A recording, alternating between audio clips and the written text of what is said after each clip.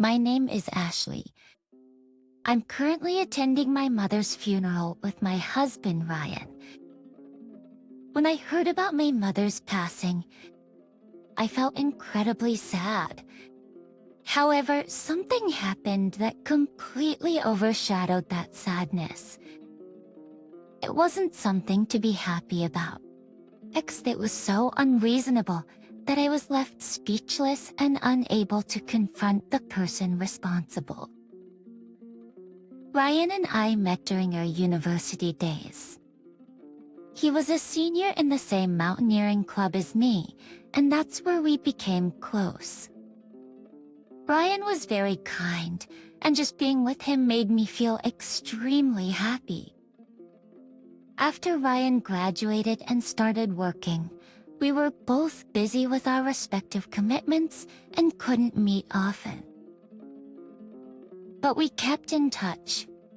One thing that bothered me was how Ryan's mother would always barge into his room during our video calls without knocking and take snacks and drinks he had bought. Ryan seemed like he wanted to say something about it, but probably couldn't because I was there. He just endured it. Seeing this when Ryan said, "I'm not that close with my parents," I responded, "I kind of guessed that." There was a day when Ryan's father suddenly came into his room and started reading his comics, so we couldn't have our planned call. But his mother and father would intrude into his private space, disturbing his personal time. It seemed Ryan had considered moving out, but given his exhaustion from just starting his job, he thought it was better to stay at home for now. Watching him deal with this, I suggested that we move in together once I settled into my job. Ryan was concerned about being a burden, but knowing his discomfort with having his private space invaded, I thought it would be fine. Luckily with Ryan was exactly as I had hoped.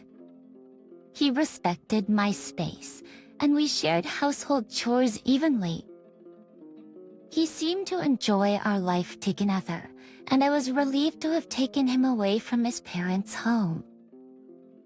However, our relief was short-lived.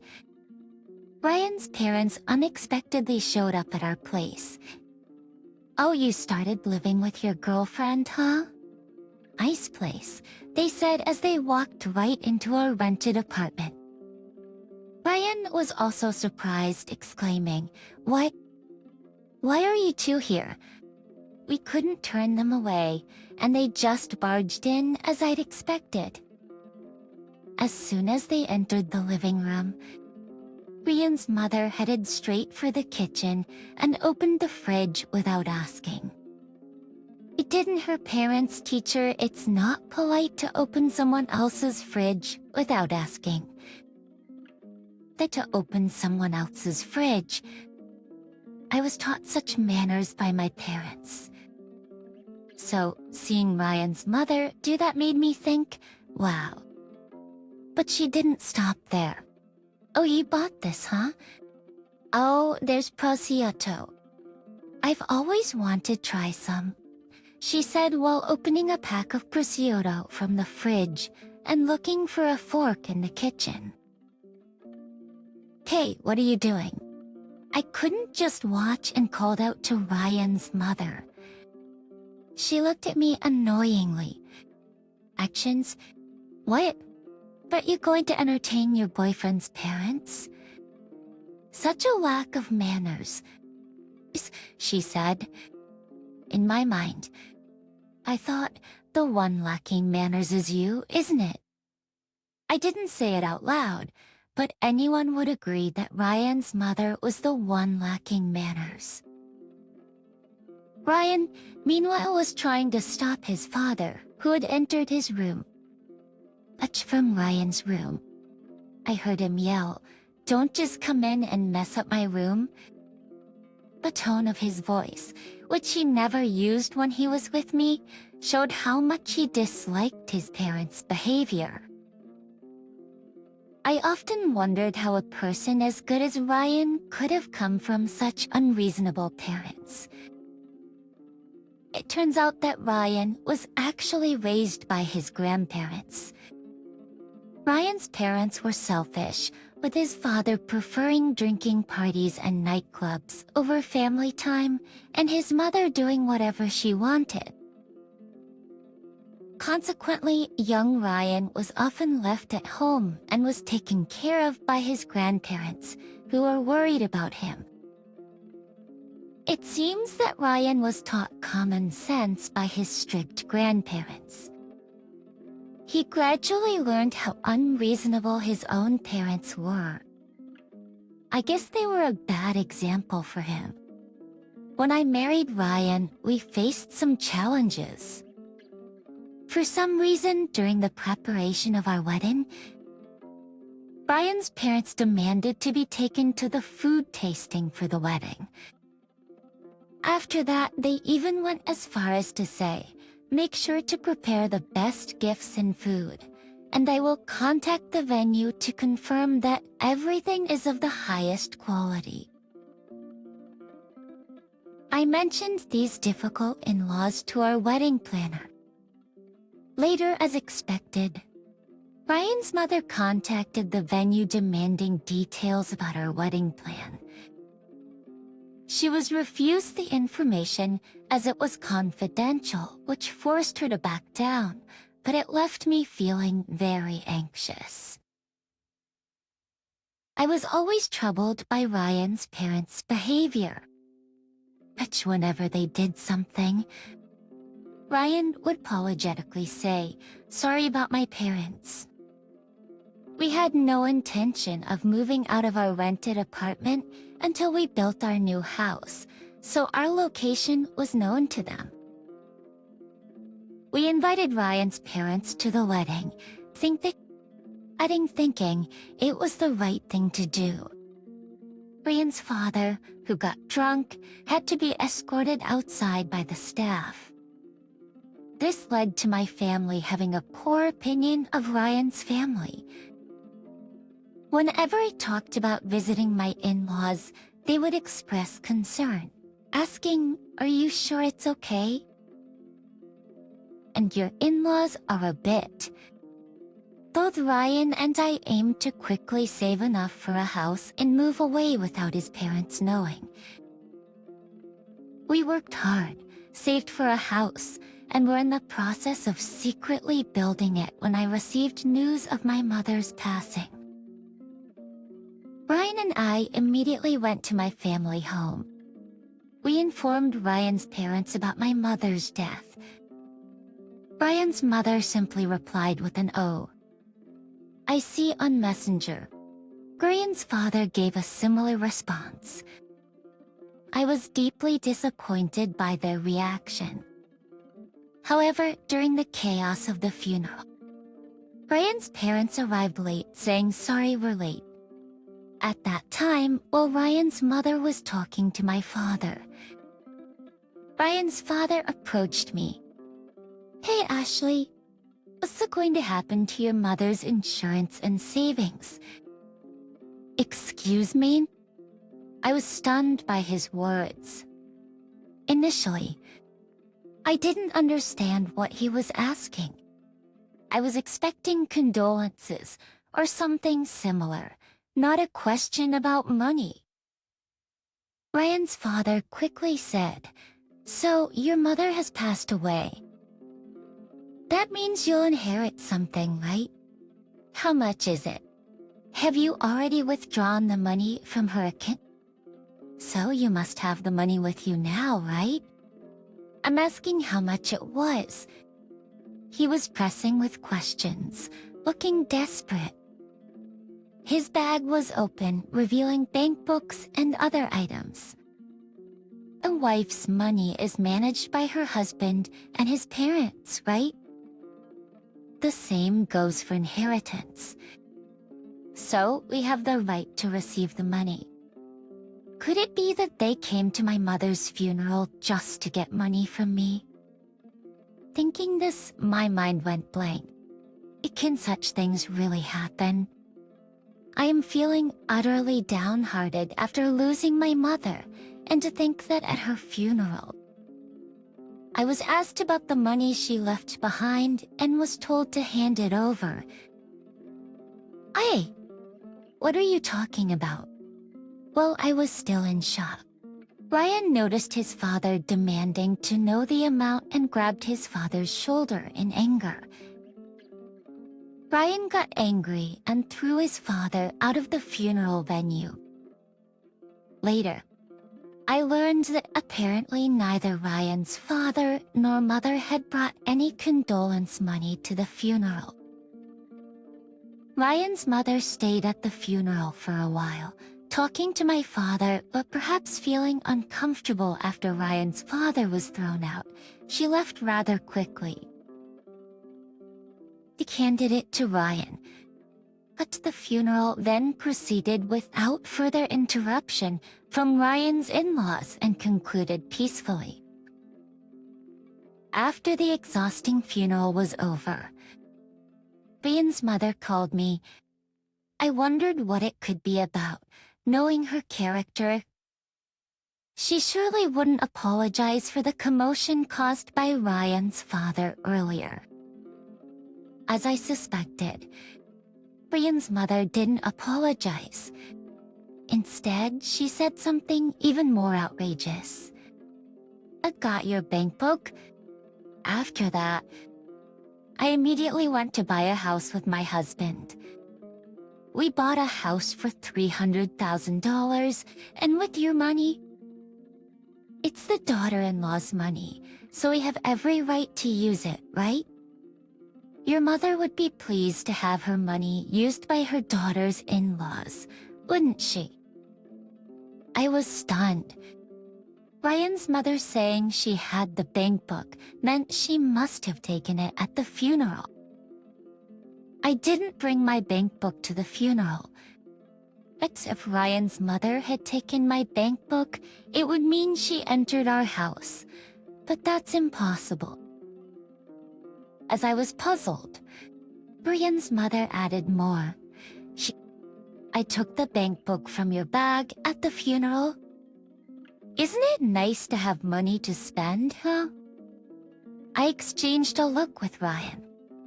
The bag at the funeral venue and the bank book. I immediately realized whose bank book Ryan's mother had taken and burst into laughter. Actions. Why are you suddenly laughing? Ryan's mother seemed surprised by my sudden laughter. I asked her, "Did you check the name on the bank book properly?" "Oh." "X the name. It was in a bag near you, so it must be yours, right?" "Wait, what? Why is it my husband's bank book?" "Like the bag at the funeral venue belonged to your husband." Execution. I was amazed that she had come this far without even checking the name on the bank book of the house she claimed to have bought. "So, have you already bought the house?" "Well, just now my husband handed over the bank book, saying we're going to buy a house with this." The Christian presses. I showed them my ID when they asked. The real estate agent must have thought they were buying the house with their own money, as they wouldn't expect someone to try to buy a house with someone else's money. They probably just thought, okay, if you say so, when a person presents their own bank book saying they're buying with it. However, Ryan's parents, thinking they were using their own money. Using my money must have been shocking to find out they were actually using their own. What should we do with $300,000 if it's my husband's money? That's our retirement fund. Apparently, the money Ryan's father used was their retirement fund. To think they used it to buy a house. They really are beyond help. So, you mean to say Dad bought the house with his own money? In that case, I have nothing to do with it, so I'll be excusing myself. Wait just a moment before Ryan's mother could say anything more. I hung up the phone. Then I blocked both Ryan's mother's and father's contact information. I've just lost my mother and don't want to think about anything else. I don't want to be bothered by my unreasonable father-in-law and mother-in-law. And for my family, my father and Ryan were all worried about me, but by blocking them, I shouldn't get involved with Ryan's parents anymore. 2 weeks later, as I started to feel a bit better, I unblocked Ryan's mother's contact, just immediately, as if she was waiting for it. Ryan's mother called me. Maybe she'd been trying to contact me every day despite being blocked. I became scared of Ryan's mother. However, I decided to answer the call.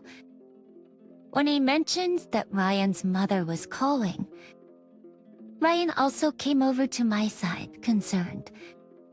After taking a deep breath and calming myself, I answered Ryan's mother's call.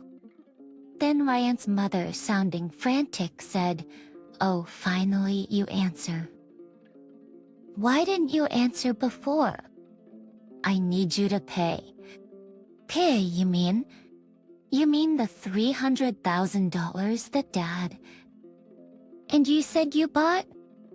Didn't your husband already pay for that with his own money? Yes, he did. He bought the house without giving me a chance to stop him. So now we don't have any money. That means you, as the daughter-in-law, have to give us money right away. It's been some time, so you must have received the inheritance by now, right? I sighed. Even if I did inherit something from my mother, why would I give it to you and your husband? Inheritance is not joint marital property. And of course, even if it was Ryan's money, there's no law that says he has to give it to you. Ryan's mother seemed outraged by my explanation and let out a frustrated "oh." I mean, did she really believe that I had an inheritance? And that it could be used solely for their benefit? And as much as $300,000? Did she truly think my mother? And I had that kind of money. It's just baffling. Anyway, the money... We've lost our retirement fund. Like from now on, I expect a monthly allowance. About $2,000 a month will do. What are you talking about? I'm not sending you any money. You think we're going to support people who tried to steal my bank book? Use my money and buy a house. We've told Ryan's parents many times before. Don't come to our house without contacting us. Don't rummage through our house. Don't take our belongings without permission. Return what you have borrowed without permission. But sure, all of these were simple, common requests, but not once did Ryan's mother and father listen to us. It seems that Ryan's parents never listened to any of our requests. So why should we help them now that they are in trouble due to their own reckless actions? You and your husband have never listened to Ryan and me when we asked for anything. Also, Ryan and I don't plan to listen to your requests either. Having said that, I hung up the phone. However, a few hours later, Ryan's mother called me again. What the heck? I went to the apartment and someone else answered the door. I tried to enter, and they threatened to call the police on me. She must have gone to the apartment we used to live in. Actually, just before my mother passed away. Ryan and I had used our savings to build a house and had already moved into it. I heard that new tenants were living in our old house. It's only natural for them to threaten to call the police if a stranger tries to barge in. Well, of course, we don't live there anymore. What, really? Then who should we borrow money from? Why don't you work and earn it yourself? Tucker, you're not incapable of working, are you? But well, we don't intend to associate with you anymore. I'll be excusing myself now. I'm changing my phone tomorrow, so it's no use contacting me. Wait, help us. Without listening to any more from Ryan's mother, I hung up and blocked her again. Later, Ryan's parents apparently went to my father to ask for money. It seems they also begged for money from my father at the funeral. It's unbelievable how selfish they can be. I was completely astounded. Of course, my father didn't lend them any money and certainly didn't tell them where we were. Thanks to that, Ryan's parents couldn't find out our location and tried to rely on other relatives. However, their reputation was well known among the relatives, and nobody wanted to help them. As a result, even though they had a house, they constantly worried about utilities, groceries, and other expenses. Ryan's mother finally started working to improve their situation. They used to rely on others whenever they had the chance, but now they are working and earning for themselves.